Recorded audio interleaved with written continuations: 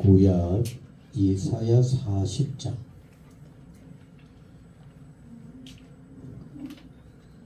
이사야 40장 3절 말씀부터 우리 같이 찾도록 하시겠습니다. 앞에 스크린을 보면서 묵상하면서 따라 읽도록 합니다. 외치는 자의 소리여 이르되 너희는 광야에서 여호와의 길을 예비하라. 사막에서 우리 하나님의 대로를 평탄하게 하라.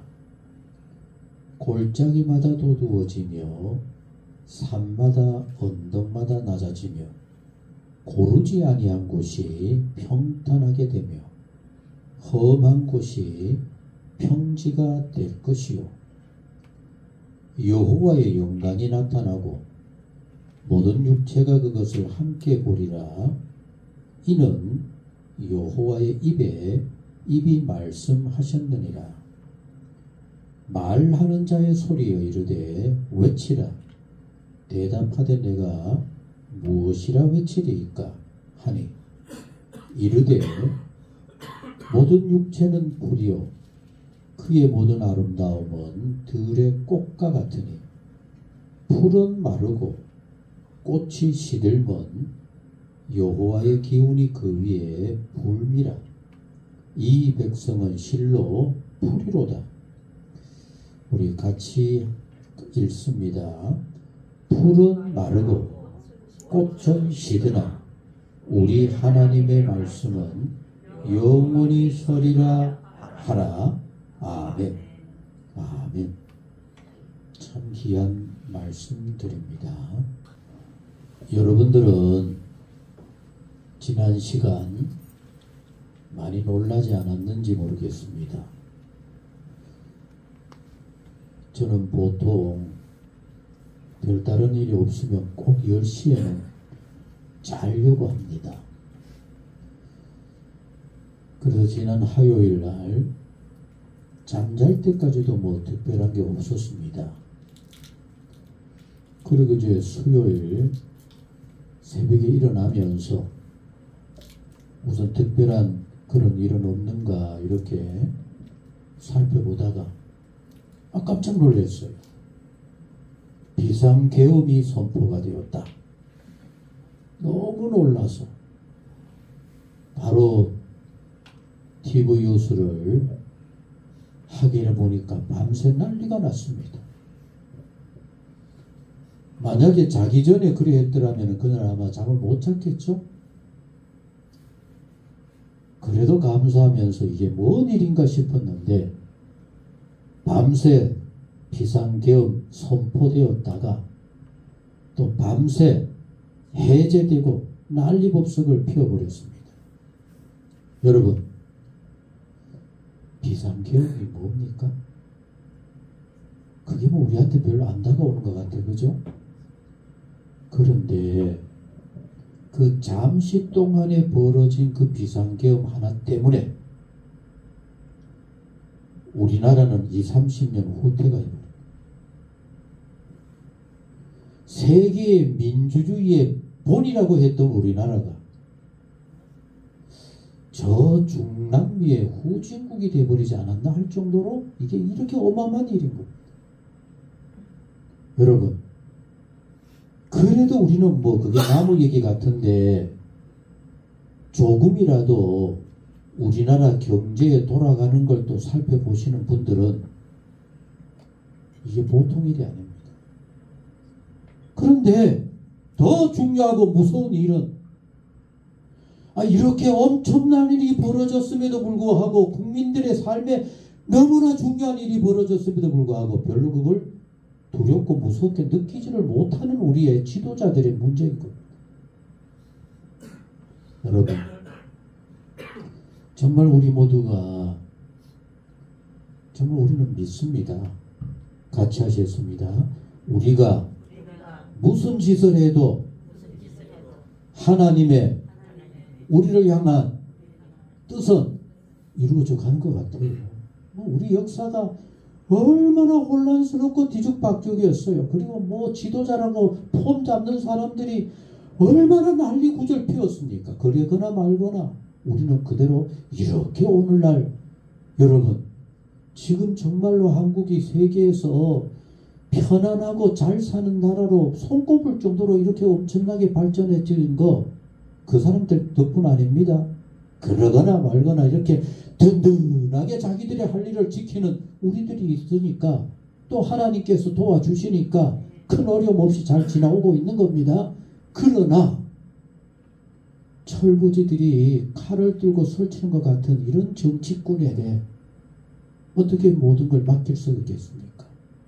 그래서 내 삶을 위해서라도 우리 기도 많이 해야만 해요. 별다른 문제가 일어나지 않기를 위해서라도 정말 기도해야만 해요. 우리 모두가 그런 일들이 일어날 때마다 더욱더 마음속에 굳게 새기시고 기도 많이 해서 우리 모두가 그래라도 마음껏 살아갈 수 있는 이 땅과 이 민족이 될 수 있기를 간절히 소원합니다.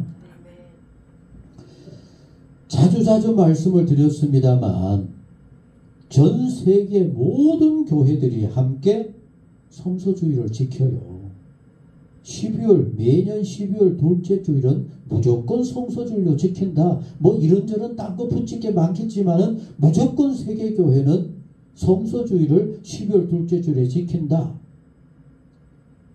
왜 교회는, 왜 전 세계 교우들은 매년 성서주의를 지켜야 할까? 여러분 마음속에 꼭 새기시기 바랍니다. 같이 하시겠습니다. 창조주 하나님이 인류에게 주신 말씀은 성경밖에 없어요. 하나님의 자녀들이 살아갈 수 있는 삶의 지침은 성경밖에 없어요. 우리가 어떤 혼란한 시대에 닥친다 할지라도 우리가 생명처럼 지켜야 할 것은 하나님 말씀밖에 없어요. 그래서 성서주의를 지키는구나 라고 하는 그것으로 끝나지 말고 같이 합니다. 하나님의 말씀만이 내 삶의 기준입니다. 여러분들 꼭 그러신 삶이 꼭 되시기를 바랍니다. 그런데 왜 우리가 가톨릭 천주교하고 구별한다라고 할까? 꼭 기억하셔야만 해요. 같이 하셨습니다. 오직 말씀뿐입니다. 근데 가톨릭은 이게 아닌 겁니다. 교황이 교리를 선포를 하면은 그게 바로 같이 하셨습니다. 하나님의 말씀과 그거는 동등이다라고 얘기해요. 근데 우리는 천하 없는 유명한 어떤 목회자가 얘기해도 말씀밖에 없어야만 해요. 여러분 이것게 이렇게 구별의 차이가 나는 겁니다. 요 근래 가톨릭 천주교 교황이 우리 모두가 깜짝 놀랄 일들을 많이 하고 있어요. 어떻게 얘기하는가 하면은 같이 하셨습니다. 구원받는 길이 교회만이 아니다 그런 거. 뭐라고요? 교회 말고도 구원받는 길이 있다는 겁니다. 말이 됩니까? 그러면서 하는 얘기가 개신교가 오직 교회 말씀밖에 없다. 예수로만 구원받는다 이렇게 얘기하니까 저는 옹졸한 놈, 자기들밖에 모르는 놈. 여러분들 아마 그렇게 얘기하면 여러분들도 흔들려 볼 겁니다. 그러나 우리 모두는 분명해야만 해요. 같이 하셨습니다. 구원의 길은 오직 예수밖에 없습니다. 가톨릭의 교황이 또 어떤 소리를 하는지 압니까? 요 몇 년 전에 그걸 세계에 떠들썩하게 당당하게 얘기합니다. 같이 하셨습니다. 재림 예수는 없다. 이렇게 떠들어요. 그러나 우리는 예수님의 다시 오심을 믿습니까? 아멘? 우리는 어떤 세상 시대가 어떻게 바뀐다 할지라도 오직 예수님 다시 오심을 준비하는 우리는 신부가 되어야 한다. 이 말씀인 겁니다. 더 나아가서 이 말씀은 같이 하셨습니다. 하나님의 말씀은 성령의 감동이 있어서 우리의 심령을 쪼개기도 하는 것. 말씀을 스스로 보다가 내가 이래서는 안 되지, 나를 돌아보게 되는 겁니다. 요새 교인들은 누가 어떤 소리를 해도 모든 신앙의 기준은 누구라고 생각할까요? 자기 기준입니다. 내 마음에 맞아야 은혜 받았다. 아멘. 아무리 뜨거운 하나님의 말씀이 임해도 내 마음에 안 맞으면 고마치거든. 그런데 중요한 것은 같이 하셨습니다. 기도하면서 성령의 도우심을 구하면서 하나님의 말씀을 읽으시면 여러분들 속에서 말씀이 친히 역사해서 나 이렇게 살아서 안 되겠구나, 내가 어떻게 해야 될까, 스스로를 돌아보게 하고 깨우치게 해서 하나님의 아름답고도 귀한 사람들이 되게 만들어 주시는 줄로 믿습니다.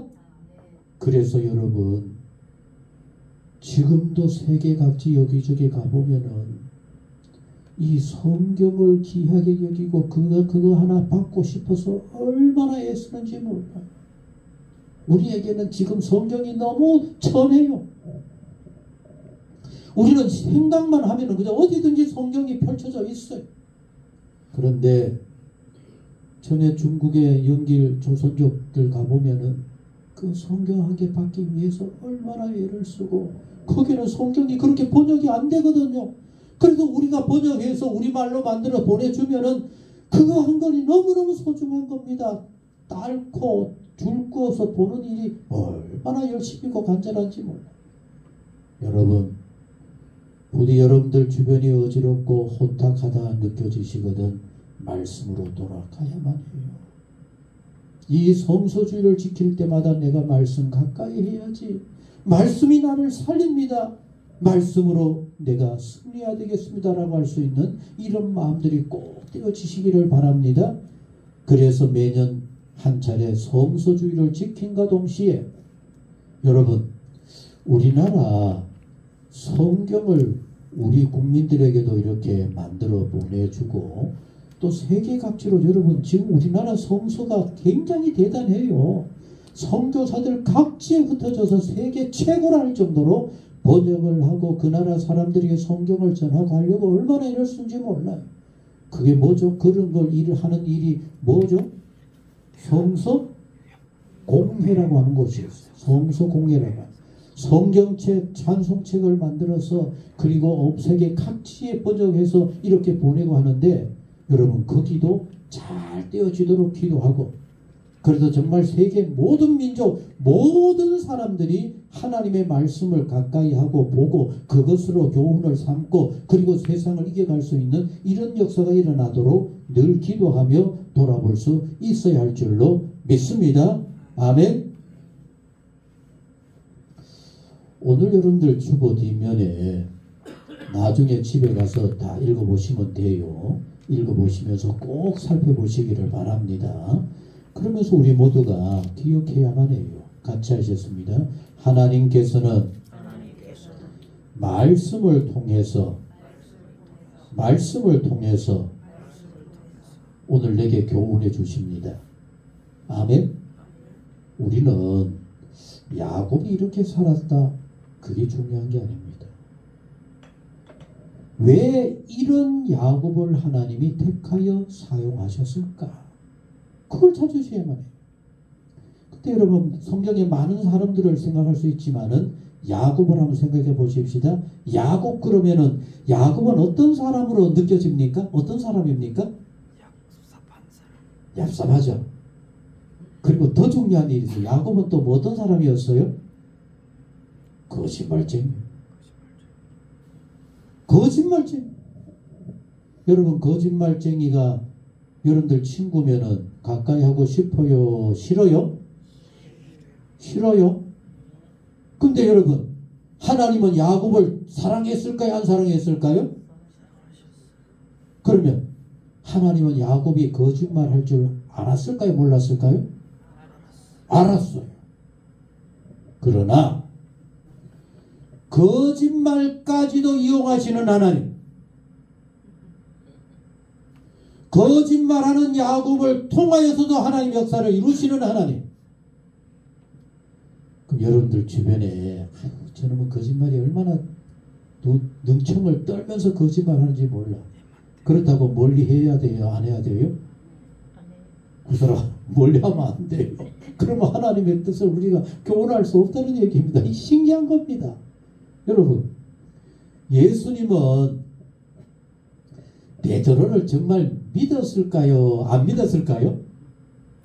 저 베드로 저는 믿을만하다 그랬을까요? 저는 언젠가는 내 등을 칠 거야 그랬을까요? 미리 알았어요. 야, 너 오늘 새벽 다가오기 전에 너 나를 부인할 거야. 아셨어요. 아셨어. 그러거나 말거나 예수님 베드로를 사랑해요? 안 해요? 그걸 보고 우리는 교훈을 받아야만 해요. 욕하고 부인할 것을 아시는 예수님이 그 베드로를 사용하셔서 위대한 예수님의 제자, 수제자로 만드시는 겁니다. 여러분, 여기에서 놀라운 교훈을 찾으셔야만 해요. 베드로는 일평생 예수님을 욕하며 부인했던 그것이 무슨 소리만 들으면 막 자다가도 깜짝 깨게 돼요? 새벽 다구는 소리만 들리면 막 싹싹 깨요. 뭔 생각이 들어가지고 예수님을 자기가 욕하고 부인했던 그것이 떠올라서 몸소리를 치면서 오늘 나 어떻게 살아야 할까? 내가 그렇게 부인하고 그렇게 예수님을 욕했는데도 불구하고 한결같은 마음으로 나를 사랑하시는 그 예수님을 위해서 내가 어떻게 살아야 할까? 그래서 마지막 거꾸로 십자가 달려 죽을 정도로 하나님은 그 베드로를 사용하신다는 얘기입니다. 여러분, 우리의 부끄러움을, 우리의 약함을, 사도 바울의 완악함을 오히려 더 귀하게 들어 사용하시는 하나님. 여러분, 여러분들이 하나님의 말씀을 가까이 하면서 찾으셔야 할 일이 이 모습이 바로 내 모습이로구나. 그런데 이렇게 부끄럽고 부족한 사람도 들어 사용하셔서 이렇게 성경에 오르게 하실 하나님, 나 같은 것도 귀하게 여겨주실 줄로 믿습니다. 내가 그 뜻에 부끄럽지 않도록 스스로 돌아보며 열심을 다할 수 있게 해주옵소서. 기도하면서 말씀으로 날마다 나를 새롭게 만들어 달려갈 수 있는 복 있는 우리 모두가 꼭 되어질 수 있기를 간절히 소원합니다. 오늘은 성서주일인가 동시에 또 대림절에 예수님을 생각해야만 해요. 그런데 그걸 동시에 함께 우리에게 말씀해 주고 있는 너무나 귀중한 말씀이 바로 오늘 본문의 말씀인 겁니다. 자, 우리 같이 보시겠습니다. 8절을 같이 읽습니다. 시작. 풀은 마르고 꽃은 시드나. 여러분, 여기에서 풀이 마르고 꽃이 시든다라고 하는 이거를 어떻게 여러분들이 이해하고 해석해야 되는가 하면은, 물론 당연히 우리 주변에 있는 풀들, 우리 주변에 있는 아름다운 꽃들, 꽃이 처음에 보면 어때요? 너무너무 아름답죠? 오늘 우리 이 앞에 있는 이 꽃도, 여러분 이거 벌써 얼마 됐어요? 이거? 2주. 11월인데. 2주가 지났어요. 그런데 제가 며칠 전에도 이렇게 물을 주면서 이렇게 하나하나 들다 봤더니만 크게 시들지 않았어요? 날씨가 따뜻해 프레트라면 어떻게 됐을 것 같아요? 금방금방 그래졌을 거야, 그죠? 그러나 아무리 그렇다 할지라도 이거 좀 지나면 어떻게 돼요? 시들어버려요. 여러분, 남편이 어쩌다가 예쁜 꽃다발 만들어주면 너무너무 좋죠. 근데 그 며칠 지나면 막 썩은 냄새가 나. 여기에서 풀과 꽃은 당연히 시들고 말라버리는 그런 세상의 것들도 얘기하지만은 더 중요한 일은 같이 합니다. 인간의 노력, 인간의 수고, 인간의 헌신, 그런 것들도 다 한순간이라 아무 의미가 없어. 지나고 나면 언제 그랬던고. 그런데 여기에 더더욱 인간의 부끄러운 모습은 뭔가 하면은, 여러분, 내가 하나님 앞에 열심으로 살아갔던 거 언제나 잊을까요? 안 잊을까요? 그건 아니죠. 그거는 꼭 하나하나 메모해놨다가 내가 옛날에 이렇게 열심히 했는데 왜 오늘 이런 어려움을 줍니까? 이렇게 돼버려요. 그러나 하나님 보실 때는 그 큰 의미가 없어요. 그런데 놀라운 사실은 따라합니다. 우리 하나님의 말씀은 뭐라고요? 여러분, 이게 하나님의 말씀이고 성경입니다. 더 나아가서 창세기 에덴 동산에서 말씀하셨던 하나님의 말씀의 뜻이 어떻게 되어져요? 영원히 반드시 어떤 경우에도 이루어지는 겁니다.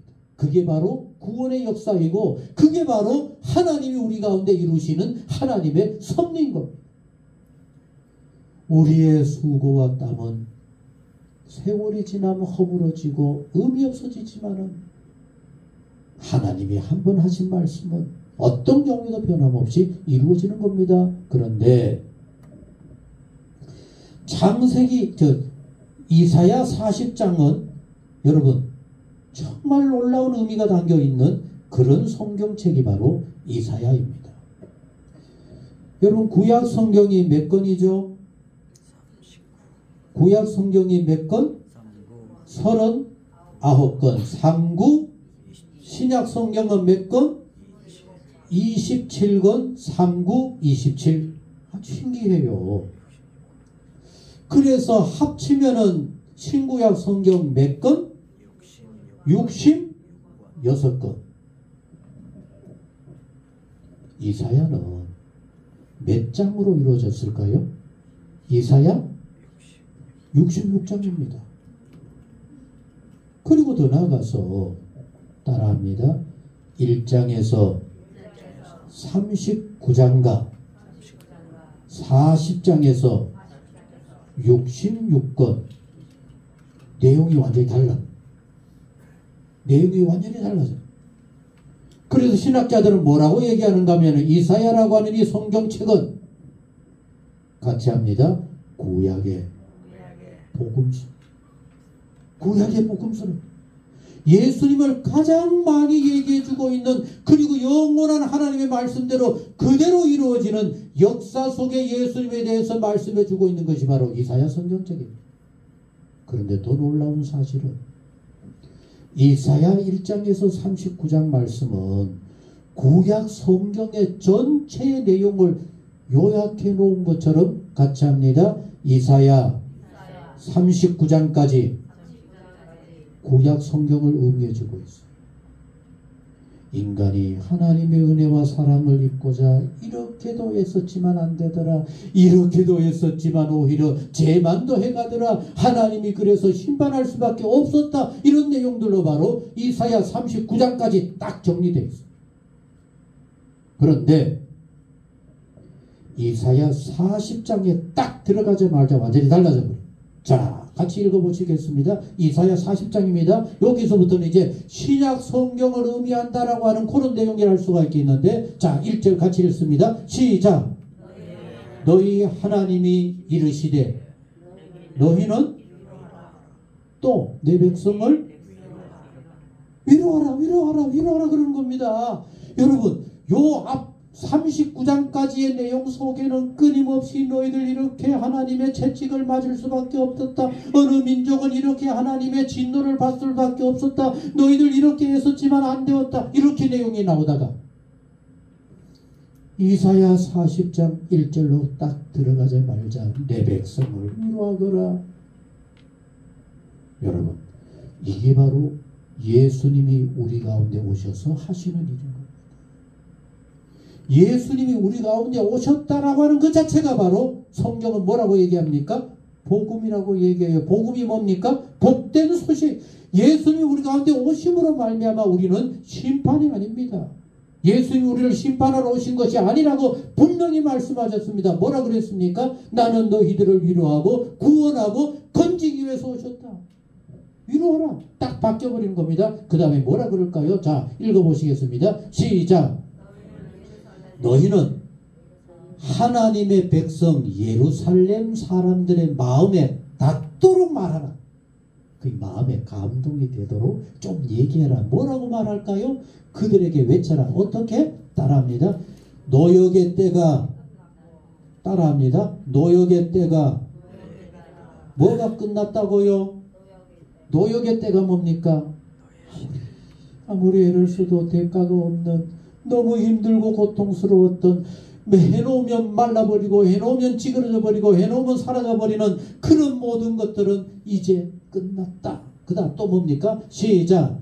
죄악의 사함을 받았느니라. 모든 죄 그렇게도 씻을 보려고 애를 썼던 번제 온갖 다 했지만은 그게 안 됐는데 이제는 무조건 사함을 받았다. 용서함 받았다. 따라합니다. 그의 모든 어디가 그랬어?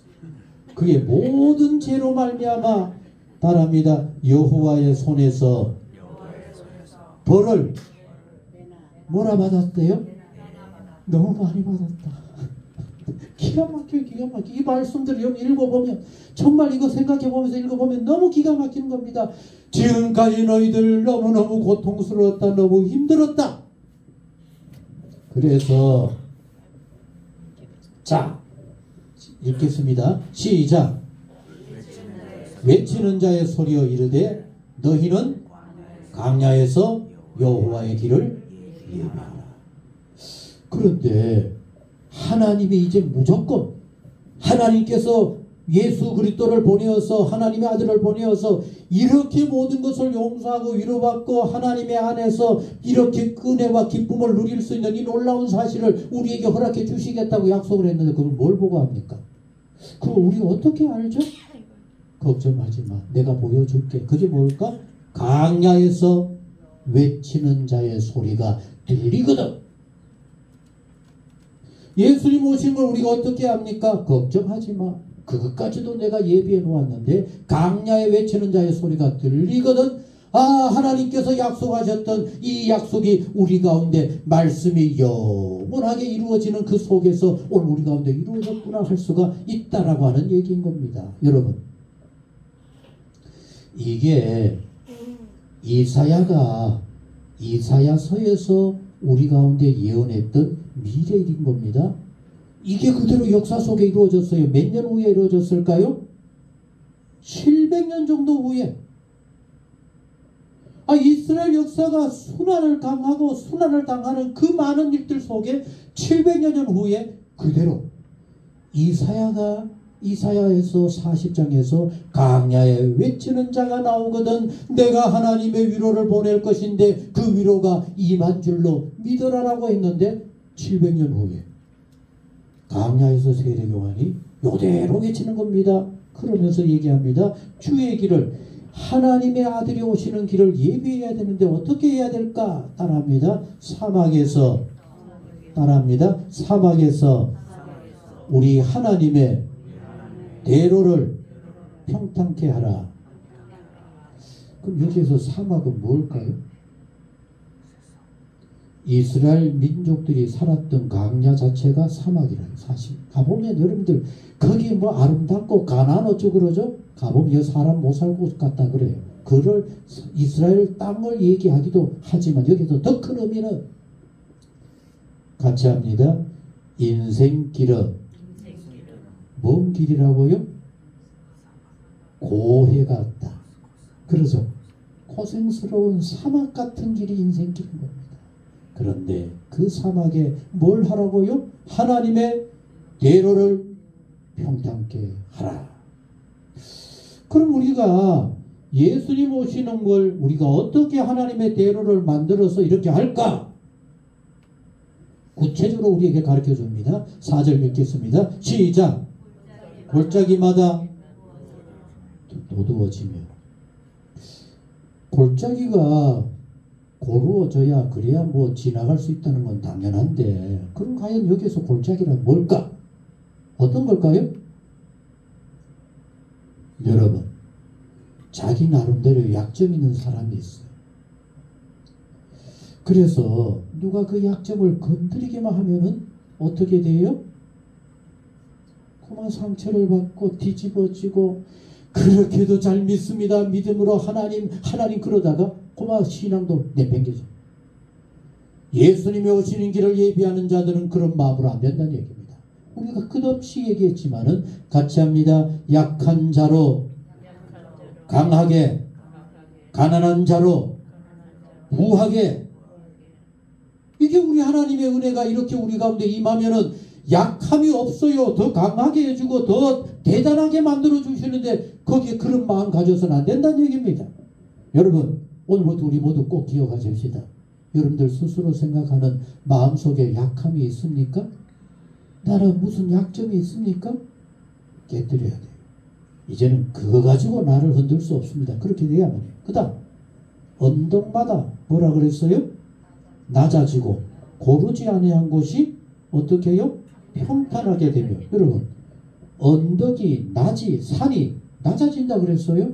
그럼 이건 뭘 의미할까요? 교만. 그러면 또 이게 너무 거창한 것 같아요. 여기에서 이 언덕이라 하는 요거는 모든 사람이 다 똑같더라고요. 동네 어른들이 모여 앉아 있어요. 그래서 그 어른들이 어쩌다가 누가 한 사람이 얘기를 해요. 야, 우리 아들이 이거 사줬어.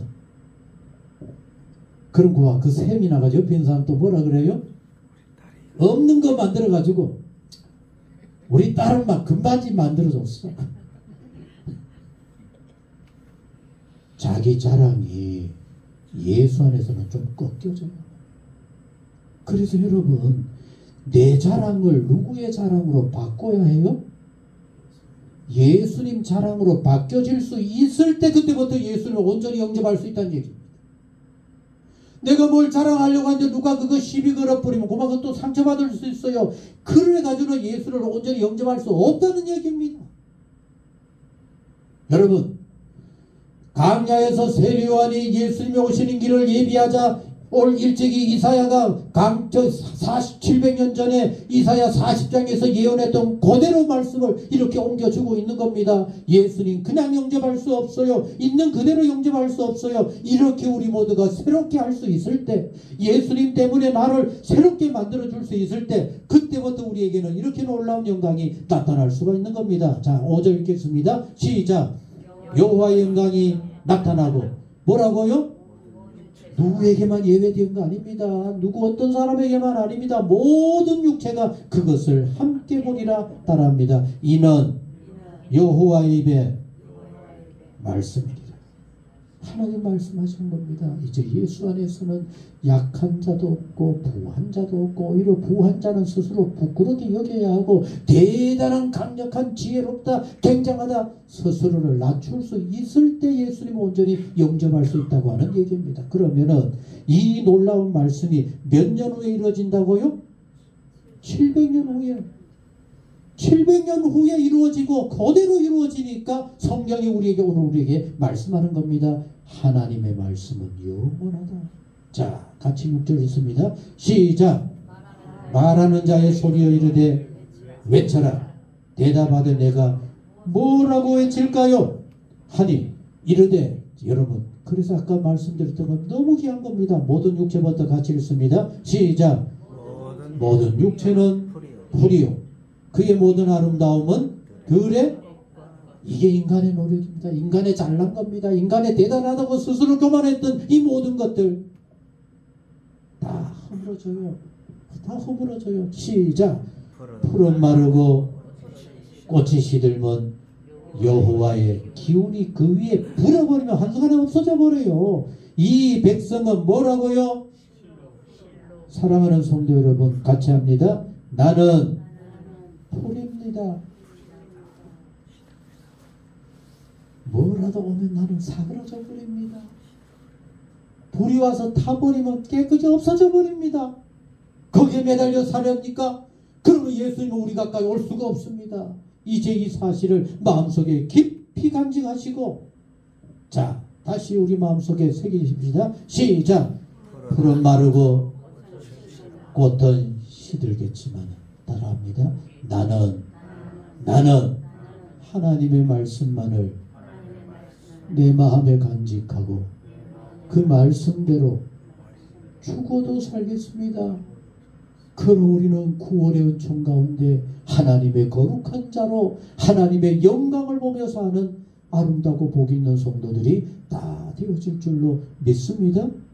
이제 우리 모두가 이 귀한 하나님의 말씀을 내 마음속에 늘 되새기시고 묵상하시고 이 말씀대로 살아가고자 나를 살피고 날마다 새롭게 하는 복 있는 우리 모두가 꼭 될 수 있기를 간절히 소원합니다. 기도합니다. 하나님 아버지, 기도하시겠습니다. 좋으신 아버지 하나님, 우리의 부끄러움을 자랑스럽게 하시고 우리의 실패하고 어려웠던 것을 오히려 우리에게 하나님 앞에 감사하며 찬양하게 만드시는 그 놀라운 주의 은혜와 우리를 향하신 사랑을 기억할 때 오늘도 주님 감사하며 찬양하며 영광 돌리지 않을 수가 없습니다. 주여 저희들을 받아 주옵소서. 예수 안에 새롭게 하여 주옵소서. 예수님 때문에 감사하며 찬양하며 자랑거리 많은 정말 주 안에 복을 받은 우리 모두가 꼭 되게 하여 주옵소서. 그래도 남모른 어려움이나 걱정이나 염려가 있을 수 있습니다. 그러나 우리는 믿게 하여 주옵소서. 그것이 오히려 내게 축복이 되고 주의 역사를 보고 하나님의 귀하신 손길을 보게 만드실 줄로 믿게 하여 주옵소서.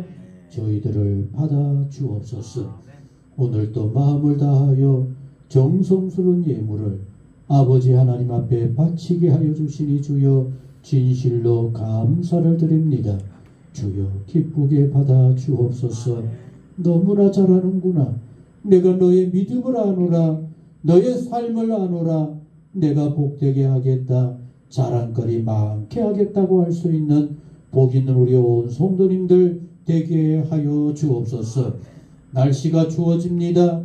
여러 가지 어렵고 혼란한 시대입니다. 그러나 우리에게는 변함없는 하나님의 은혜와 사랑이 있음을 믿고 더욱더 강하고 담대하게 힘있게 나아가는 복 있는 성도님들 모두 되게 하여 주옵소서.